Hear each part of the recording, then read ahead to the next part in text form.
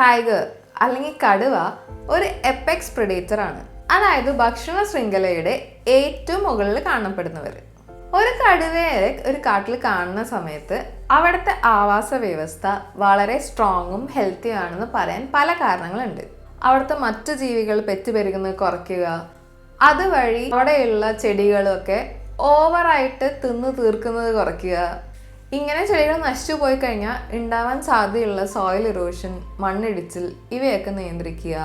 അങ്ങനെ നമ്മൾ മനസ്സിൽ പോലും വിചാരിക്കാത്ത പല കാര്യങ്ങളും ഒരു എപ്പെക്സ് പ്രെഡേറ്റർ ഒരു ആവാസ വ്യവസ്ഥയിൽ ഉണ്ടാകുമ്പോൾ സംഭവിക്കുന്നുണ്ട്.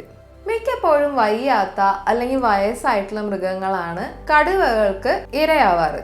അതുകൊണ്ട് തന്നെ ആരോഗ്യകരമായിട്ടുള്ള ഒരു പോപ്പുലേഷൻ നിലനിർത്താൻ ഇവർ സഹായിക്കുന്നുണ്ട്.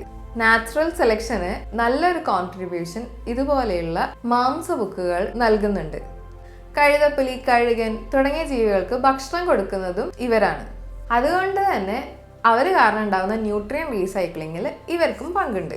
പക്ഷെ ഇങ്ങനെയുള്ള മറ്റൊരു ജീവിയും കൂടെ ഇന്ത്യയിലുണ്ട്, സിംഹം അല്ലെങ്കിൽ ഏഷ്യാറ്റിക് ലയൺ. എന്നിട്ടും എന്തുകൊണ്ടാണ് ഇന്ത്യയുടെ ദേശീയ മൃഗമായിട്ട് കടുവ മാറിയത്? ഈ വീഡിയോയിൽ നമുക്ക് അതിനുള്ള ഉത്തരം കാണാം. എൻ്റെ പേര് ഡോക്ടർ മേഘ വിൽസൺ. ഞാനൊരു വെറ്റിനറിയൻ ആണ്.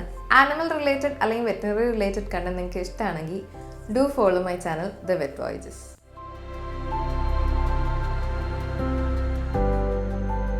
നമ്മുടെ മിത്തോളജികളിലും നാടൻ കഥകളിലും ഒക്കെ കടുവയുടെ സാന്നിധ്യമുണ്ട്. ദുർഗാദേവിയുടെ വാഹനമായിട്ട്, പുലിക്കളിയില്, അയ്യപ്പൻ പുലിപ്പാല് കൊണ്ടുവരുന്നിടത്ത് എല്ലായിടത്തും നമുക്ക് ഈ റെഫറൻസ് കാണാം. പുലി, കടുവ ഇത് രണ്ടും ഒന്നല്ല എന്നായിരിക്കും നിങ്ങളിപ്പോൾ മനസ്സിൽ വിചാരിച്ചിട്ടുണ്ടാവുക. പക്ഷെ പുലി എന്നുള്ളത് കുറച്ചും കൂടെ ജനറലൈസ്ഡ് ആയിട്ടുള്ള പേരാണെന്നും കടുവ എന്നുള്ളത് കുറച്ചും കൂടെ സ്പെസിഫിക് ആയിട്ടുള്ള കാര്യമാണെന്നാണ് എനിക്ക് തോന്നിയിട്ടുള്ളത്. പുലി എന്ന് പറയുന്നത് പലപ്പോഴും നമ്മൾ ലെപ്പേർഡായിട്ടാണ് കൺസിഡർ ചെയ്യാച്ചാൽ കൂടെ ലെപ്പേർഡ് ശരിക്ക് പുള്ളിപ്പുലിയാണ്. വരയൻ പുലി എന്ന് പറയുന്നത് കടുവയാണെന്നാണ് എനിക്ക് തോന്നുന്നത്. അഭിപ്രായ വ്യത്യാസം ഉണ്ടെങ്കിൽ നിങ്ങൾക്ക് കമന്റിൽ അത് രേഖപ്പെടുത്താവുന്നതാണ്. 5000 വർഷങ്ങൾക്ക് മുന്നേ ഇൻഡസ് വാലി സിവിലൈസേഷൻ കണ്ടു കിട്ടിയിട്ടുള്ള പശുപതി സീലിലൊക്കെ കടുവയുടെ രൂപമുണ്ട്. ടിപ്പു സുൽത്താന് കടുവകളോടുള്ള ആരാധന നമുക്കറിയാവുന്നതാണ്. ബ്രിട്ടീഷുകാരോടുള്ള തന്റെ ദേഷ്യം കാണിക്കാൻ വേണ്ടിയിട്ട് ഒരു ജീവനുള്ള കടുവയുടെ അത്രയും വലുപ്പത്തിൽ ഒരു കടുവയെ ഉണ്ടാക്കി ആ കടുവ ഒരു ബ്രിട്ടീഷ് സൈനികനെ ആക്രമിക്കുന്ന പോലെ ഒരു ചലിക്കുന്ന പ്രതിമ തന്നെ ടിപ്പു സുൽത്താൻ ഉണ്ടാക്കിയിട്ടുണ്ട്. ഈ സ്നേഹം കൊണ്ടൊക്കെ തന്നെയായിരിക്കും ടിപ്പു സുൽത്താനെ ടൈഗർ ഓഫ് മൈസൂർ എന്ന് പറയുന്നത്. ശക്തി, ധീരത തുടങ്ങിയ സിമ്പിളൊക്കെ ആയിട്ട് പലപ്പോഴും കടുവകളെ പല കൊട്ടാരങ്ങളിലും പല പെയിന്റിങ്ങുകളിലും നമ്മൾ കണ്ടിട്ടുണ്ട്. 1935 മുതൽ RBIയുടെ ഒഫീഷ്യൽ എംബ്ലത്തിലും കടുവയാണ് ഉള്ളത്. ഈസ്റ്റ് ഇന്ത്യ കമ്പനി യൂസ് ചെയ്തിരുന്ന സിംഹത്തിന്റെ എംബ്ലം മാറ്റിയിട്ടാണ് 1935 RBI കടുവയുടെ എംബ്ലം ആക്കിയത്. But why tiger? 1973 കടുവ നമ്മുടെ ദേശീയ മൃഗമായത്. അതുവരെ ഏഷ്യാറ്റിക് ലയണും ബംഗാൾ ടൈഗറും കടുത്ത കോമ്പറ്റീഷൻ തന്നെയായിരുന്നു. അവിടുന്ന് എങ്ങനെയാണ് ബംഗാൾ ടൈഗർ ജയിച്ചത് നമുക്ക് നോക്കാം. ഏഷ്യാറ്റിക് ലയണിനെ നമ്മുടെ രാജ്യത്ത് ആകെ ഒരു സ്റ്റേറ്റിൽ മാത്രമാണ് കാണുന്നുള്ളൂ, ഗുജറാത്തിൽ.